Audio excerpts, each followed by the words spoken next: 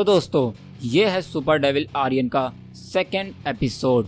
इसको आप आखिरी तक सुनिएगा और कमेंट करके ज़रूर बताइएगा कि आपको स्टोरी कैसी लग रही है। और हाँ, अगर आपको ये कहानी पसंद आई है तो सुपर गॉड सागा की बाकी दोनों स्टोरीज भी जरूर सुनिए। एक है सुपर गॉड वीर और दूसरी है कॉस्मिक वॉरियर। और हाँ, दोनों अलग लेवल की साईफाई स्टोरीज हैं। और अगर आप फिर भी फ्री हो तो एक और धमाकेदार कहानी सुनिएगा जो अभी अभी शुरू हुई है, जिसका नाम है इंस्टा मिलियनियर सीजन 2, जो लिखी है राइटर दीपक कावड़े ने और वो अपने चैनल पे उसको अपलोड कर रहे हैं, जिसकी लिंक आपको डिस्क्रिप्शन बॉक्स में मिल जाएगी।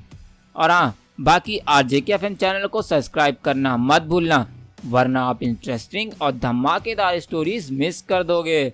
बाकी चलो अब ज्यादा बकवास ना करते हुए एपिसोड 2 को शुरू करते हैं। Let's begin.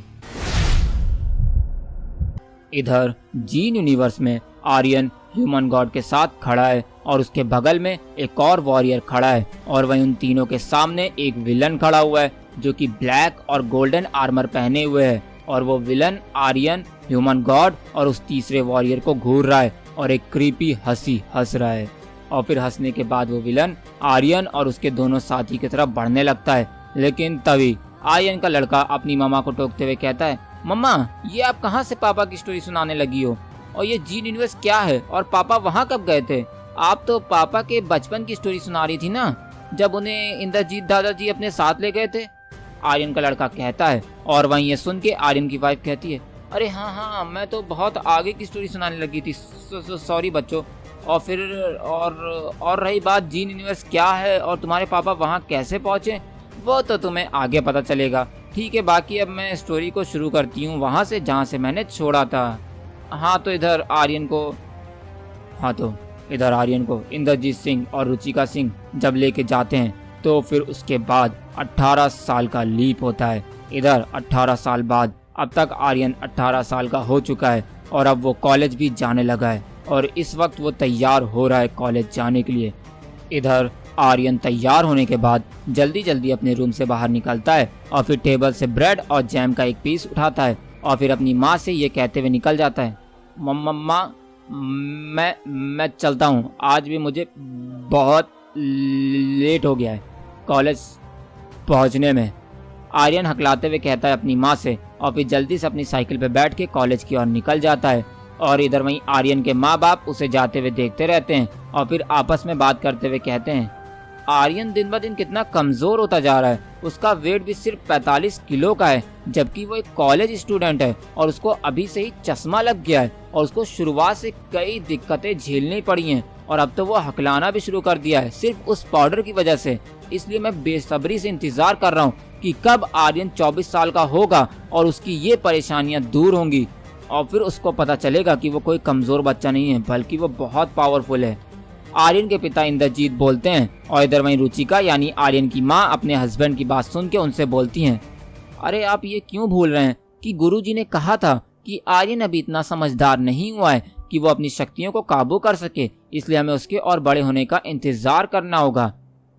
हालांकि मैं ये मानती हूँ कि इस पाउडर की वजह से आर्यन की फिजिक यानी बॉडी खराब हो रही है, लेकिन जैसा कि गुरुजी ने कहा है कि जिस दिन से आर्यन पाउडर पीना छोड़ देगा वो वापस से अट्रैक्टिव दिखने लगेगा और उसकी बॉडी भी अच्छी हो जाएगी। इसलिए बस आप दुआ करिए कि 24 साल से पहले आर्यन पाउडर पीना ना छोड़े और उसे कुछ ना हो, रुचिका कहती है। और उसकी बात सुन के इंद्रजीत हाँ में सर हिला देते हैं और फिर वो दोनों ब्रेकफास्ट करने लगते हैं। और इधर वहीं आर्यन, जो कि इतना कमज़ोर है कि वो बाइक भी नहीं संभाल पाता है, उसे अपने पास बाइक होते हुए भी साइकिल से आना जाना पड़ता है और कमज़ोर होने की वजह से वो शुरुआत से ही दूसरों बच्चों के द्वारा बुली किया गया है, स्कूल में भी और अब कॉलेज में भी।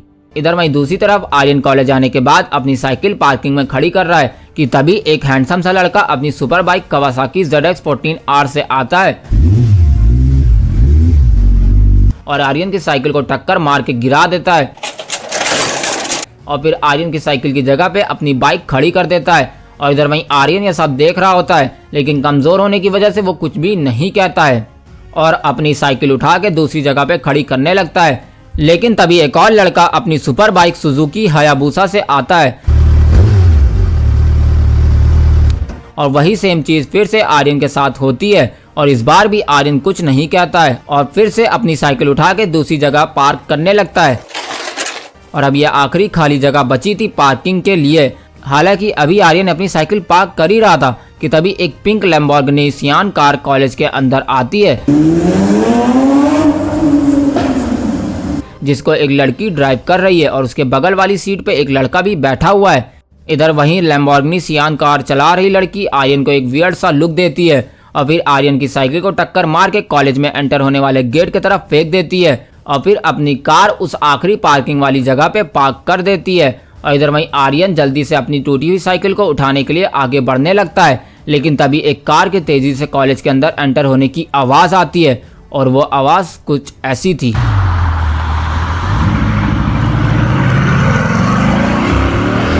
इधर एक लड़का कॉलेज के पार्किंग एरिया में एंटर होता है, वो भी अपनी सुपर कार बुगाटी चिरॉन के साथ, और वो आर्यन की नजरों के सामने ही उसकी साइकिल के ऊपर से अपनी कार चढ़ा के निकल जाता है।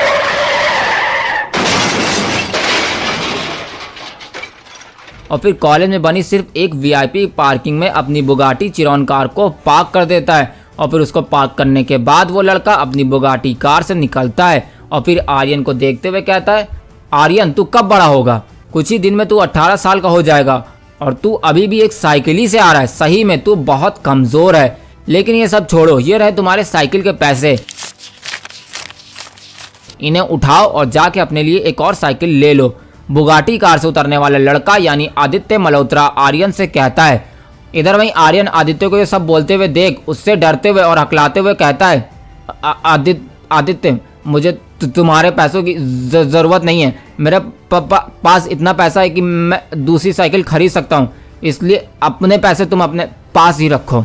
आर्यन कहता है और फिर अपनी टूटी साइकिल को उठा के पास ही में रखे डस्टबिन में फेंक देता है और फिर कॉलेज के अंदर जाने लगता है। लेकिन तभी वो लड़के जो बाइक और कार में आए थे यानी लैम्बोर्गिनी सियान वाला एक लड़का और बाइक वाले दोनों लड़के आर्यन को घेर लेते हैं और फिर उनमें से जय यानी सुजुकी हायाबुसा बाइक वाला लड़का आर्यन के चश्मे को उतारते हुए बोलता है, इतनी जल्दी क्या है तुझे जाने की? हमसे माफी तो मांगता जा। जय कहता है आर्यन से उसका चश्मा उतारते हुए और इधर वहीं आर्यन जय की बात सुन के कहता है, कौन सी माफी? मैं तुमसे किस चीज़ की माफी मांगू?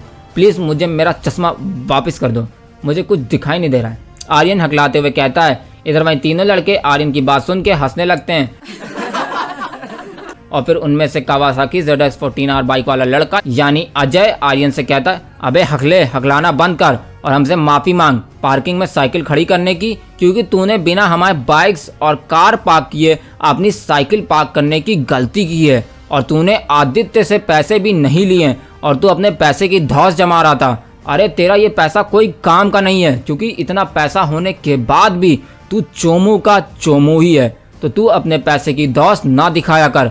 अजय कहता है आर्यन से और फिर आर्यन के पेट पे एक मुक्का मार देता है और फिर आर्यन अपने आप को संभालने के बाद गुस्से से अजय को देखने लगता है। लेकिन तभी लैम्बोर्गिनी सियान में लड़की के साथ आने वाला लड़का कबीर आर्यन के मुंह पे एक और मुक्का मार देता है और फिर आर्यन का चश्मा जय के हाथों से लेकर तोड़ देता है और फिर सारे लड़के आर्यन को घूरने लगते हैं और वहीं आर्यन भी उन लोगों को गुस्से में देखने लगता है और अपनी मुट्ठी गुस्से में बंद करने लगता है और फिर मुट्ठी बंद करते ही जय को पंच मार देता है, जिसके बाद तो दोस्तों कैसा लगा आपको एपिसोड 2 ये कमेंट करके ज़रूर बताइए। और हाँ, अभी स्टोरी धीरे धीरे बिल्ड हो रही है, इसलिए अभी आपको शायद से थोड़ा ज़्यादा मज़ा ना आ रहा हो, मगर जैसे ही ये स्टोरी बिल्ड हो जाएगी 3-4 एपिसोड बाद, तो ये स्टोरी बहुत ही पीक पे जाने वाली है। बाकी आपको क्या लगता है, आर्यन की छुपी हुई ताकत अगले एपिसोड में जागने वाली है और आगे क्या होगा? और क्या आदित्य, जय, अजय और कबीर जानते भी हैं कि वो किससे पंगा ले रहे हैं? और सबसे बड़ा सवाल, जब वक्त आएगा क्या आर्यन अपनी इस ताकत को संभाल पाएगा या नहीं? तो दोस्तों ये सब जानने के लिए सुनते रहिए the one and only RJ Kaif के साथ super devil Aryan story in Hindi, सिर्फ और सिर्फ RJK FMYT चैनल पर।